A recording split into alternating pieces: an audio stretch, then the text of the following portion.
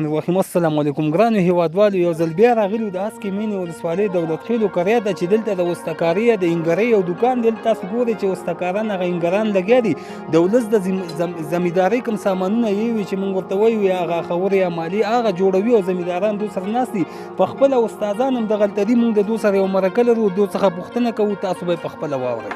موږ سره دغه مشر چې کوم ناست دی دا د دو پلار دی او دا د مخکینی چې کوم دی د وستکارۍ په کار کې چې کومه تجربه لري، د ده څخه پوښتنه کوو تاسو ته به دغه پخواني چې کوم زمینداران وو تر اوسه پورې دا هغه ساده کار باندې لګیا دی، تاسو ته به زموږ دا استاد په خپله خوله معلومات درکړي. اعوذ بالله من الشیطان الرجیم. بسم الله الرحمن الرحیم. اول تر اوله دا وایم چې دغه د هنګرۍ یا د لوارۍ کار د داود علیه السلام.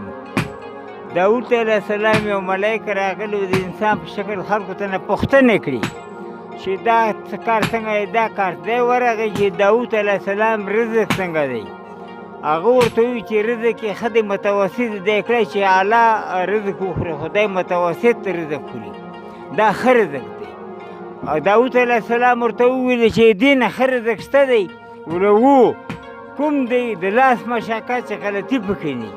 نو زه بیا خدای تعالی ته سوال وکړ چې ما ته یو لاسي کسب هغه کړه چې به یې زغرې جوړولي او خرڅولي به. و د دې کسب د کار د اسانتیا په حساب باندې دا په هماغه زاړه ساده شکل پاتې سوی دی. دومره هغه ور تخنیک ډېر مخکې تللی دی، خلک ډېر مخکې تللی دي، خو دا په هماغه زاړه شکل دی. هماغه د لرګي وه او کرکۍ او کونده او دا هماغه زاړه شکل باندې پاتې دی، کومه ترقي نه ده کړې او خلک د هماغه زاړه سیستم سره لګیا دي او په غویانو باندې یو که پخوا به داسې وو چې یو سړي به خلک غریب یو به یو غویا او بل غویا او تر هغه کېده به. اوس دې بالوال دومره غریب شوي دي چې غویان نه خبره غواګانو ته وتلې ده. غواګانې هم نیم ورځ کار کوه او نیمه یې نه کوه. دا ځیرکتیا او هغه ده. په اوسني شکل کې د وستکارۍ کار اطرافي کار دی.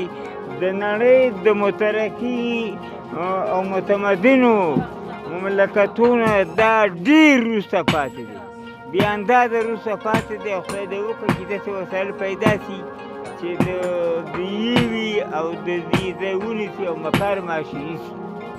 مننه کوو د استاد نه چې تاسو د خبرې واورېدې، هغه د زمیندارۍ او د دیکانۍ او د وستکارۍ په کار کې تاسو ته خپل معلومات درکړم چې زموږ کار اوس همغه د پخوا په پرتله همغسې ساده دی، لاسي کار دی، همغه د لرګیو کار دی. نو هیوادوالو تاسو ته موږ دغه یو تاریخي کار و چې د هسکې مینې ولسوالۍ کې اوس هم ترسره کېږي د وستکارانو د خوا، تاسو به ووینئ انشاءالله. او هغه چېرته چې هستئ ښه د ودانو سه هېره مو نه وي، زموږ پیج در سره لایک، زموږ د یوټیوب شمېره، زموږ د یوټیوب چینل در سره سبسکرایب کړئ.